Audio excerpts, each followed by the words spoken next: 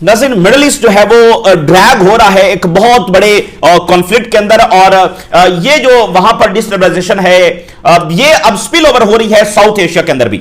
जब America Iran के ऊपर बहुत बड़ा अटैक करने जा रहा है और एक रीजनल वॉर जब वो छिड़ सकती है, तो इसी दरमियान तालिबान रिजीम की जानिब से पाकिस्तान पर अटैक किया गया है और पाकिस्तान की जानिब से इस वक्त जो है रिस्पॉन्ड किया जा रहा है। तो मिडिल ईस्ट ऑलरेडी वहां पर सूरत हाल ये है, अब ये साउथ एशिया के अंदर भी इस तरह के जो मामलात हैं वो पेश आ रहे हैं। तो सूरत हाल जब वो सबकी सिक्योरिटी के लिए काफी ज्यादा सेंसिटिव है, और अगले 24 घंटों के अंदर नाज़रीन खबर के मुताबिक ट्रंप जो है वो फैसला कर सकते हैं ईरान पर हमले के हवाले से। ताजा तरीन जो ब्रीफिंग्स हैं वो ट्रंप को दी गई हैं, और अमेरिका का जो विड्रॉल है वो इस वक्त हो रहा है मुख्तलिफ बेसिस से, खासकर बहरीन से, और वहां पर उन्होंने मुकम्मल ऑलमोस्ट मुकम्मल विड्रॉल किया। सिर्फ 100 पर्सनल उनके वहां पर मौजूद हैं जो ऑपरेशनल उसके लिए नेसेसिटी के लिए जरूरी हैं, जो वहां पर इक्विपमेंट्स हैं उनको इस्तेमाल करने के लिए। सो 100 पर्सनल सिर्फ इस वक्त बहरीन के अंदर मौजूद है।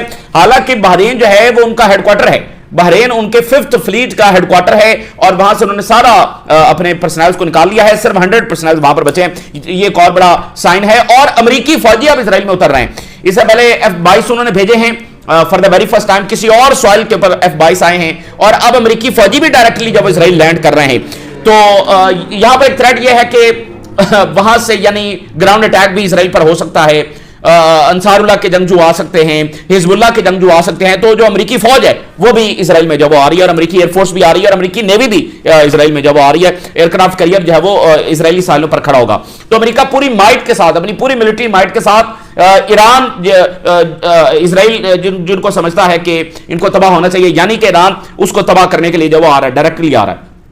और इसी दरमियान कांग्रेस वोट करने जा रही है ईरान जंग के हवाले से, और चाइनीज सैटेलाइट्स इस वक्त काफी एक्टिव हैं कि अमेरिका कहां क्या डिप्लॉयमेंट्स कर रहा है, और ईरान की जानिब से जो ड्रोन्स हैं वो लॉन्च किए जा रहे हैं और सर्विलेंस की जा रही है। जीपीएस जैमिंग की खबरें भी ईरान में सामने आ रही हैं, और इजराइल इस वक्त बॉम्बिंग कर रहा है लेबनान के ऊपर। वहां पर काफी ज्यादा बॉम्बिंग की जा रही है इजराइल की जानिब से लेबनान पर। यह तमाम सूरत हाल आपके साथ शेयर करेंगे।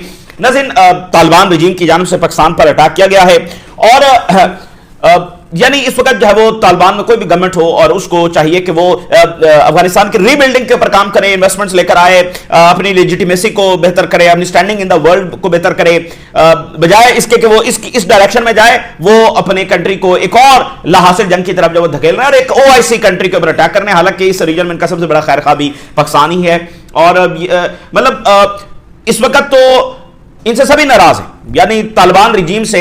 अगर पाकिस्तान जब वो पिछले कई साल से इनके साथ एग्रीमेंट्स कर रहा है, कोशिश कर रहा है कि मुज़ाकरात किसी नतीजे पर पहुंच जाएं, इस्तांबुल में, दोहा में, अबू धाबी में, बीजिंग में, वहां पर ये सारी टॉक्स होती रही हैं, उसका कोई नतीजा नहीं निकला। चाइना इनसे नाराज है।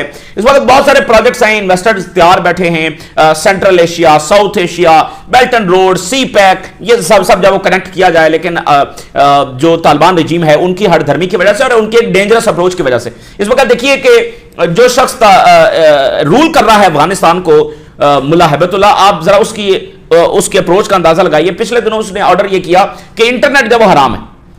इस लीडर की सबसे बड़ी खासियत यह है कि यह नजर नहीं आता, यानी ये इसकी कोई तस्वीर नहीं है, एक पुरानी तस्वीर, कोई बहुत पुरानी तस्वीर जो है वो कोई इसकी मौजूद है, उसके अलावा ना ये नजर आता है ना ये बात करता है। अफगानी को पता ही नहीं है कि उन पर रूल कौन कर रहा है, और ऑर्डर्स उसके ये हैं कि इंटरनेट भी हराम है।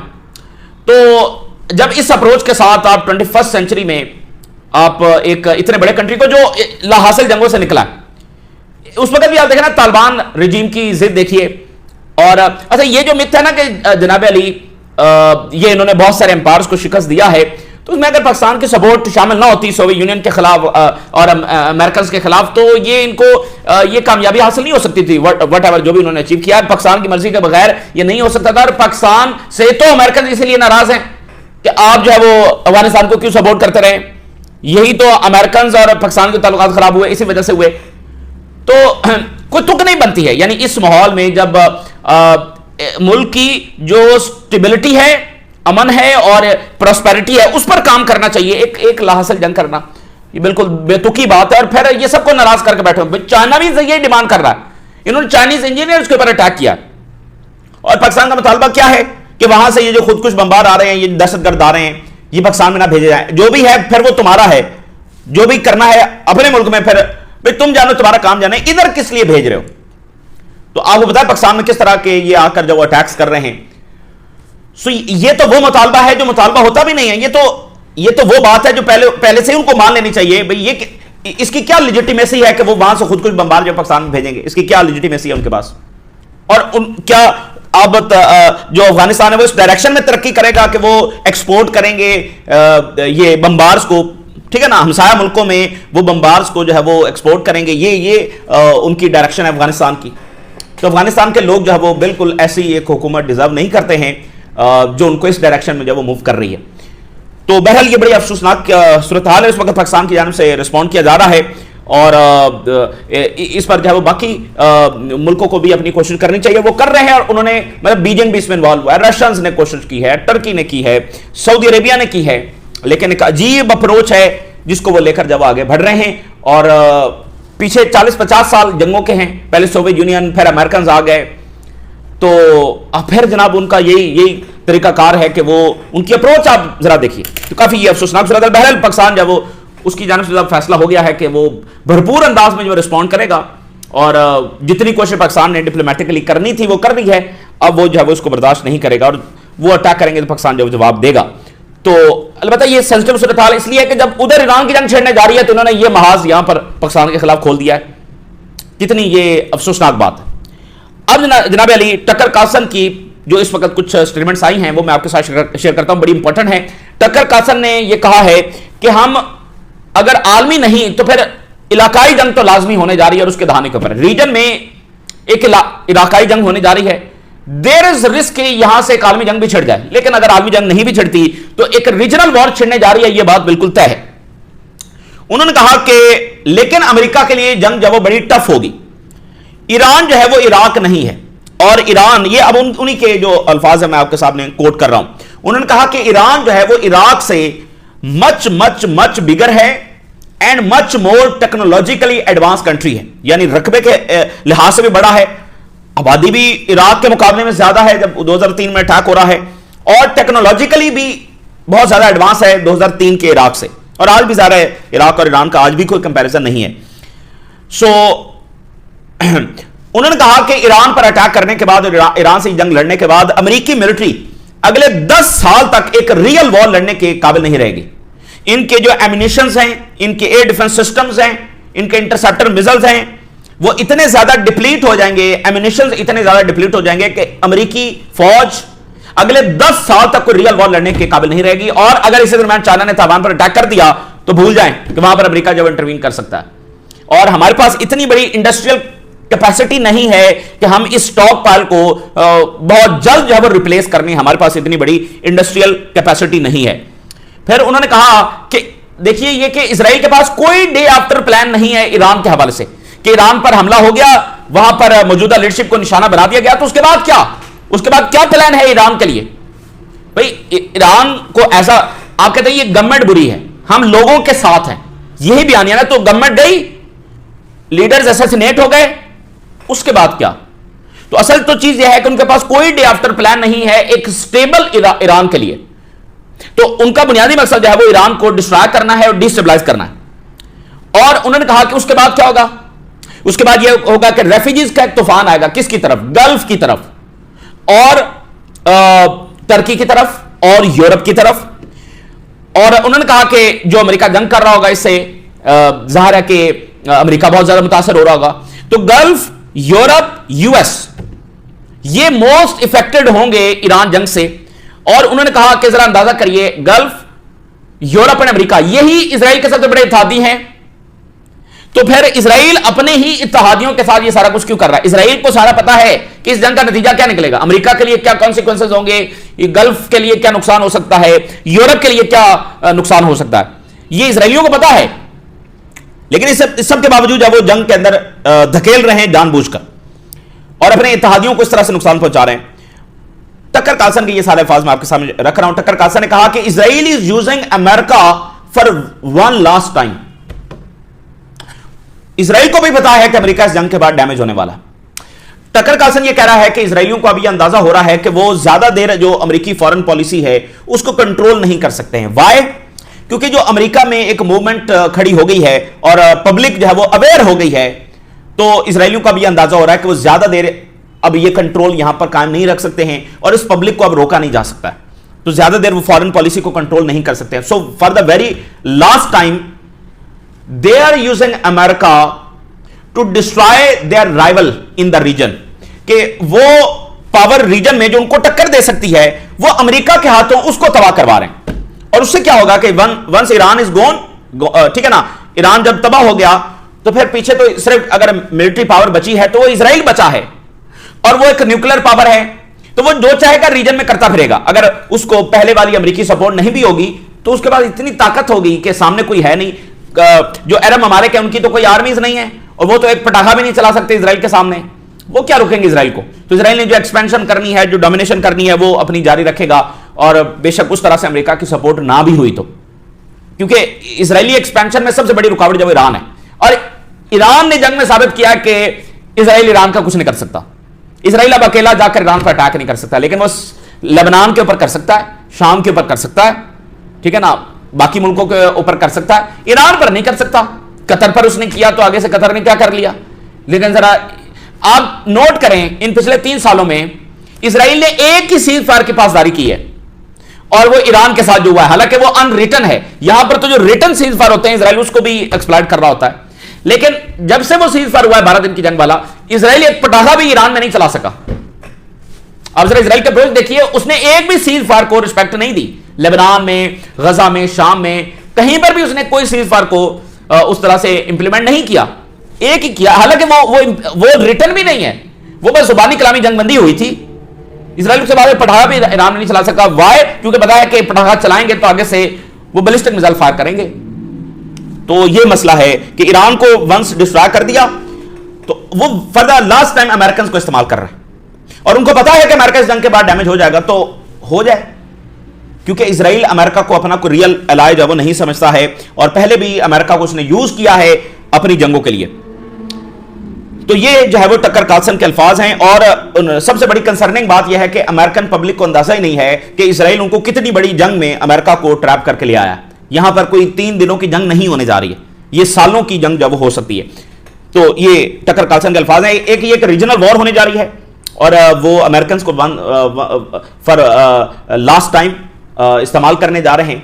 तो टकर कार्लसन और बाकी लोग इस वक्त पूरी कोशिश कर रहे हैं कि ट्रंप को कहें कि वो अटैक मत करे। अच्छा, अब फॉक्स न्यूज ये बता रहा है कि अमेरिका का जो 5th फ्लीट है बहरीन में, उसका जो हेडक्वार्टर है वहां पर, और बहरीन में मुकम्मल जो अपने पर्सनल हैं वो उन्होंने निकाल लिए हैं, सिर्फ 100 पर्सनल जो वहां पर मौजूद हैं। और अल जजीरा देखिए, reducing the number of personal at the 5th fleet headquarter in Bahrain in anticipation of possible strikes on Iran. Iran पर जब हमला होने जा रहा है, बिल्कुल यानी कि वो तैयारियां मुकम्मल कर रहे हैं, डिप्लॉयमेंट, इवैक्यूएशन, जो फोर्सेस की पोजीशनिंग है, इंटेलिजेंस है, यानी बस एक जब बटन दबाना हो तो फिर किसी चीज की ये नहीं कि अब इवैक्यूएशन करनी है, ये करना, बटन दबाने के लिए वो तैयारी कर रहे हैं। तो इसी दरमियान जो अमेरिकी एयरक्राफ्ट कैरियर है, अगले 24 घंटों के अंदर वो इजरायली साहिलों पर होगा, अगले 24 घंटों के अंदर वो इजरायली साहिल पर होगा। और जो सेंटकॉम का कमांडर है वो ये कह रहा है कि ईरान जो है बहुत बड़ा थ्रेट है, and we will deploy the additional forces to protect US troops in Middle East. अमेरिकी ट्रूप्स को प्रोटेक्ट करने के लिए हम मजीद ट्रूप्स जो है वो लेकर आएंगे। अंदाजा करें, ईरान बहुत बड़ा खतरा है, यूएस सेंटकॉम चीफ कह रहा है।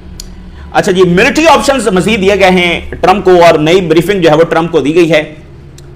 लिमिटेड स्ट्राइक और रिजीम चेंज ये सारा वहां पर डिस्कस हुआ है, लेकिन मिलिट्री प्लान्स के अंदर यह भी डिस्कस किया जा रहा है कि क्या रेपरकशंस होंगे associated with the possibility of regime falling in Iran.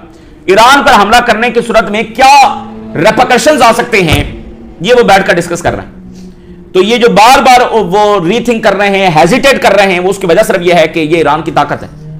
Iran एक रियल डैमेज अमेरिकन इंटरेस्ट को पहुंचा सकता है।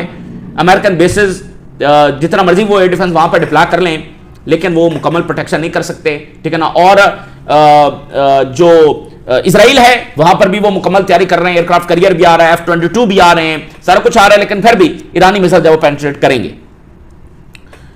अच्छा, हैरेड्स ये रिपोर्ट कर रहा है, US soldiers arriving in Israel in preparation for confrontation with Iran. ये बड़ी बड़ी खैर मामूली बात है ना, बाकायदा अमेरिकी फौज इजराइल में उतर रही है, बाकायदा अमेरिकी त्यारे इजराइल में उतर रहे हैं, कि अमेरिका बराह रास्त हर इतराफ से जंग लड़ रहा होगा। और ये अमेरिकी ट्रूप्स क्यों डिप्लॉय किए जा रहे हैं इजराइल में, चूंकि खतरा यह है कि ग्राउंड अटैक इसराइल पर हो सकता है, हिजबुल्लाह से अटैक हो सकता है, अंसारुल्लाह के जंग जो वो आ सकते हैं, तो इसलिए अमेरिकी फौज भी वहां पर डिप्लॉय की जा रही है। तो अब देखिए ना, पूरी दुनिया में और पूरे रीजन में और इतना ज्यादा जो ये खराबा है और ये जो जंगें हैं, फसाद है, किस लिए? सिर्फ इसराइल के एक्सपेंशन के लिए। इस वक्त पूरी दुनिया में सबसे बड़ा मसला ईरान बना हुआ है। किसने ईरान को बड़ा मसला बनाया? इसराइल ने। अमेरिका को आप देखिए, ट्रंप एडमिनिस्ट्रेशन को देखिए, अपने लोगों की फलाह बहबूद का, कॉस्ट ऑफ लिविंग का वोट लेकर आई है, सुबह शाम ईरान ईरान ईरान कर रही है।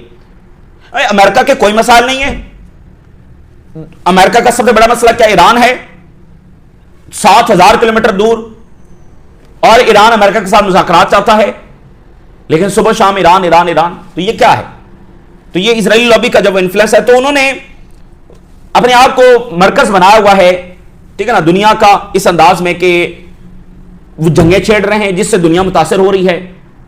पूरी दुनिया इस वक्त नजर लगाकर बैठी है कि ईरान पर हमला होने जा रहा है। इसके पीछे रीजन क्या है?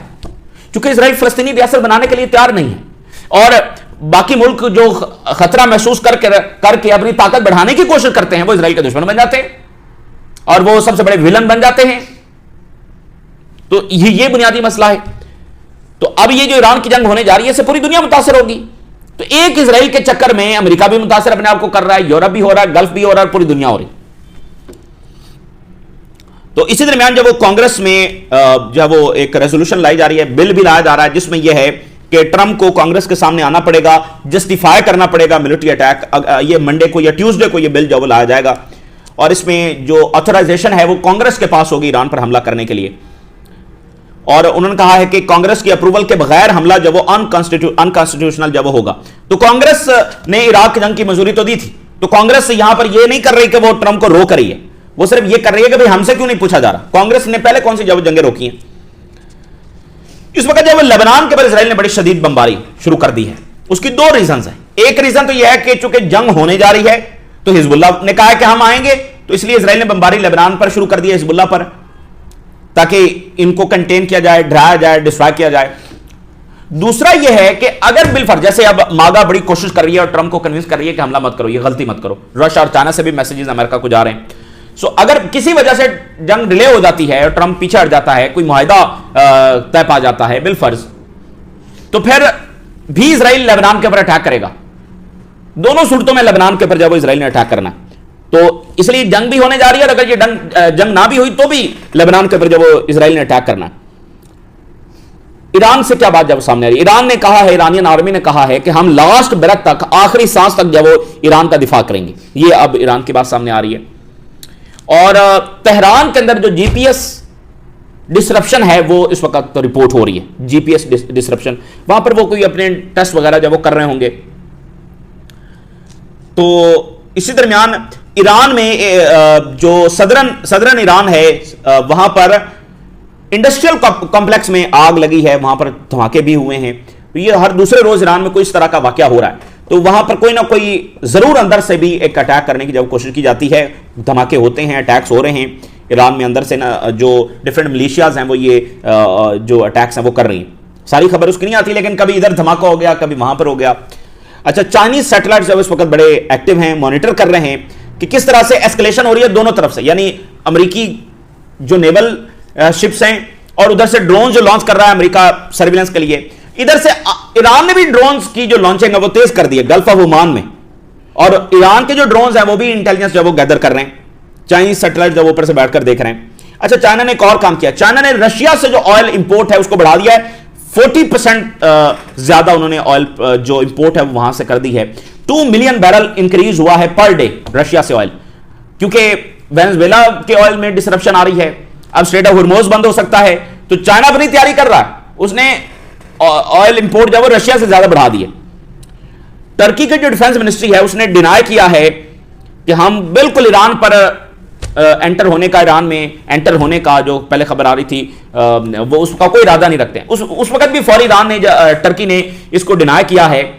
अब टर्की की डिफेंस मिनिस्ट्री एक बार फिर इसको डिनाई कर रही है कि ये खबर है कि भाई टर्की भी ईरान में एंटर होगा और जो रेफ्यूजीज जा रहे होंगे टर्की की तरफ उनको वहां पर रोकेगा। कुछ एरियाज को, ईरान के कुछ एरियाज को टर्की जब अपने कंट्रोल में ले लेगा।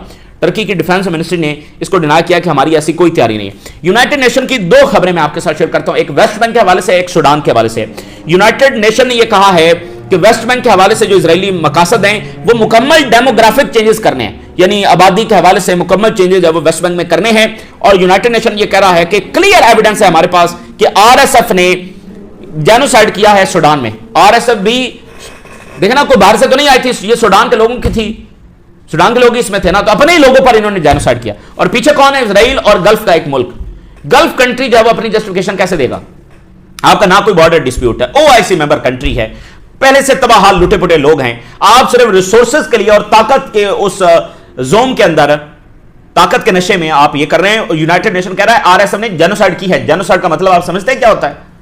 इतना संगीन इल्जाम जब वो लग रहा है, पीछे मुल्क फिर वही है जिन्होंने जो कुछ गजा में किया है। तो ये दुनिया जो है ना बड़े अब देखना वायलेंस की तरफ जा रही है, कोई बचाने वाला नहीं है, कोई रूल्स मोरालिटी कोई जाब्ता नहीं है, कोई इंस्टीट्यूशन नहीं है दुनिया में। तो दुनिया बड़े खौफनाक वायलेंस और जंगें, और आपको हर तरफ जंगें छिड़ते। अचानक वो अफगानिस्तान और पाकिस्तान के दरमियान क्लैशेस शुरू हो गए, उधर से जब पाकिस्तान पर अटैक कर दिया गया, अब अचानक जब अमेरिका ईरान पर अटैक कर दे उसके बाद पता नहीं क्या से क्या हो जाएगा। तो अब देख रहे हैं अचानक जब जंगें छिड़ रही हैं और एक अजीबो गरीब जो फेज और दौर है उसमें इंसानियत दाखिल हो चुकी है। एक खबर हमने आपके साथ शेयर की थी कोई 2-4 महीने कबल के, एक ब्रिटिश एक्सपर्ट ने कहा था कि अगले 20 साल जो हैं वो ये जंगों के होंगे, भरपूर जंगें इसमें होंगी। ये बड़ी अफसोसनाक बात है। और इसकी वजह क्या है? फिर वो इजरायली और अमेरिकी बिहेवियर, जिन्होंने इस चलते फिर जैसा भी एक निज़ाम था उसको जब वो डैमेज किया है, और जो एक इंटरनेशनल गारंटीज थी, इंटरनेशनल इंस्टीट्यूशंस थे, इंटरनेशनल लॉ था, जैसा तैसा भी था, उसको डिस्ट्रॉय किया। और अब जो है कि एक ऐसा दौर शुरू हो गया है जो डिसऑर्डर का दौर है। डिसऑर्डर का ये दौर जब शुरू हो गया इनकी पॉलिसी की वजह से। ये इस वक्त की ताज़ा तरीन डेवलपमेंट्स है जो आपके साथ शेयर किया हमने। राज रगा करें, इजाज़त दीजिए, अल्लाह हाफ़िज़।